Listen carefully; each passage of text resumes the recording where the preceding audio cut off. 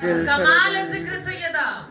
بھائی نبی کر رہے ہیں، تائید کیجیے گا، نبی ذکر کر رہے ہیں، نبی تذکرہ کر رہے ہیں اپنی نبوت کے سفر پر گامزن رہ کر، تاکہ نبوتیں بچیں. سب جانتے ہیں نا کہ بھئی سیدہ کی وجہ سے نبوتیں ملی ہیں، رسالتیں ملی ہیں. ایسے نہیں کہہ دیا میری بیوی کو تو معدن رسالت ہے، جہاں سے رسالتیں نکلا کرتی ہے تو وہ معدن ہے، سمجھیں، تو وہ خزانہ ہے، تو وہ جبل ہے، تو وہ پہاڑ ہے، تو وہ معدن ہے جہاں سے رسالتیں اور نبوتیں پھوٹا کرتی ہے، جہاں سے رسالتیں نبیوں کو رسولوں کو ملا کرتی ہیں. بھائی یہ ذکر کر کے اپنی نبوت بھی بچا رہے ہیں اور رسالت بھی بچا رہے ہیں.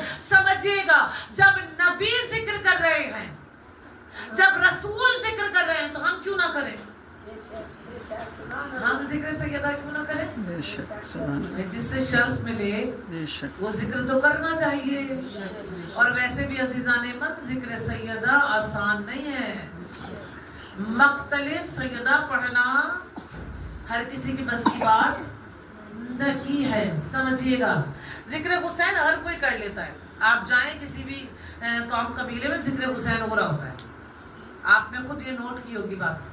کوئی بھی ہو وہ مولا حسین کی فرش ازا بچھا لیتے ہیں، کہتے ہیں کہ نہیں ہم نے منت مانی تھی، یہ کیا تھا وہ کیا تھا، اس در سے ہمیں یہ مل گیا، اس در سے ہمیں وہ مل گیا. ذکر حسین ہر کوئی کر لیتا ہے، آسان ہے ذکر حسین کرنا، لیکن وہ بھی چنیدہ ہوتے ہیں پہلے سے ہی، تبھی ذکر حسین کرتے ہیں. لیکن ذکر حسین پھر بھی ہر کوئی کر لیتا ہے. آپ نے خود یہ چیز نوٹ کی ہوگی کہ امام بارگاہوں میں علم پر ہر مذہب کے انسان آئے ہوئے ہوتے ہیں. میں نے خود دیکھا، ہندو آتے ہیں، ہندو چراغ جلا جلا کر لے کر آ رہے ہوتے ہیں.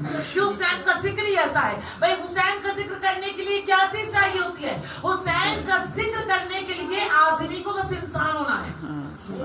شرط یہی ہے، آدمی یعنی کہ انسان ہے تو ذکر حسین کرے گا، ضمیر ہے ذکر حسین کرے گا. محمد کا ذکر کرنے کے لیے مسلمان ہونا ضروری ہے، لیکن فاطمہ کا ذکر ہونے کے لیے غدیری ہونا پڑتا ہے. جو غدیری ہوتا ہے وہ ذکر فاطمہ کرتا ہے، جس کا ایمان کامل ہوتا ہے وہ ذکر فاطمہ کرتا ہے. اسی لیے تو ہم نے کہا ہے ہر یا علی مدد کہنے والا ہمارا نہیں ہوتا جب تک کہ وہ سیدہ کے دشمنوں پر قاتلوں پر لعنت نہیں بھیجتا.